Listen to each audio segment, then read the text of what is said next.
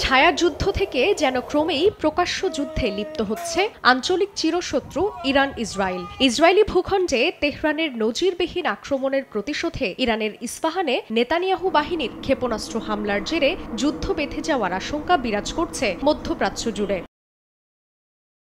তবে বদলা নিতে ইরানের মাটিতে একরোখা নেতানিয়াহুর আক্রমণের সিদ্ধান্তকে ভালো চোখে দেখেনি অনেক ইসরায়েলি। তেল আবিবের এমন পাল্টা হামলার বিরোধিতা করছেন খোদ ইসরায়েলিরাই। এমন তথ্য উঠে এসেছে হিব্রু বিশ্ববিদ্যালয়ের এক জরিপে। ওই জরিপ অনুযায়ী 52% ইসরায়েলি পাল্টা আঘাতের বিপক্ষে। সাম্প্রতিক ইরান ইসরায়েল উত্তেজনা নিয়ে উদ্বেগ প্রকাশ করে শান্তিপূর্ণ সমাধানের আহ্বান জানিয়েছেন তারা।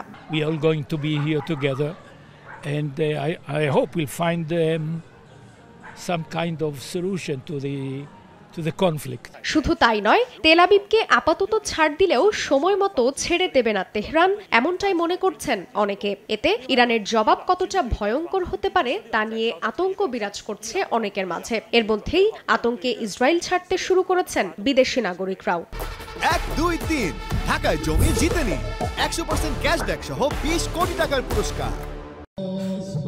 আর মুদ্রার উল্টো পিঠে ইরানে নেতানিয়াহু বাহিনীর হামলার জেরে ইসরায়েলের বিরুদ্ধে রাস্তায় নেমেছেন ইরানিরা। এর আগে ইসরায়েলে রাইসি প্রশাসন আঘাত হানার পর রাস্তায় নেচে গিয়ে আতশবাজি পুড়িয়ে আনন্দ উল্লাসে মেতে ওঠে ইরানিরা। এদিকে মধ্যপ্রাচ্যে নিজেদের শক্তি প্রদর্শনের খেলায় মেতে উঠলেও তেহরান তেল আবিব অবশ্য সাময়িক নীরবতা প্রদর্শন করছে।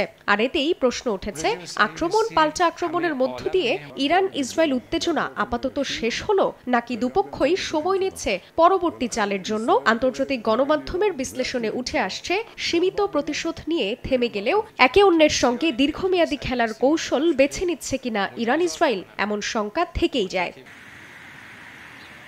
এছাড়া গেল কয়েকদিন ধরে ইরানের পরমাণু স্থাপনায় ইসরায়েলের হামলার যে সম্ভাব্য আশঙ্কা তৈরি হয়েছে তা নিয়ে বিশ্লেষকরা বলছেন, দেশটির সর্বোচ্চ মূল্যবান রাষ্ট্রীয় স্থাপনা পরমাণু কেন্দ্রে ইসরায়েলি হামলার অর্থ হচ্ছে সরাসরি যুদ্ধ ঘোষণা করা।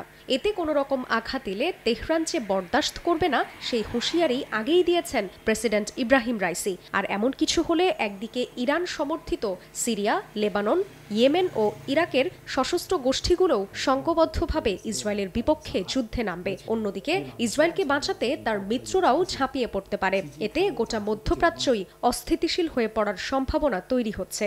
এ অবস্থায় ইসরায়েল যদি একগুঁয়েমি করে ইরানে বড়সড় আক্রমণ চালিয়ে বসে, তাতে নিজের পায়ে নিজেই কুড়াল মারার শামিল বলে মনে করা হচ্ছে। জান্নাতুল সাদিয়া, সময় সংবাদ।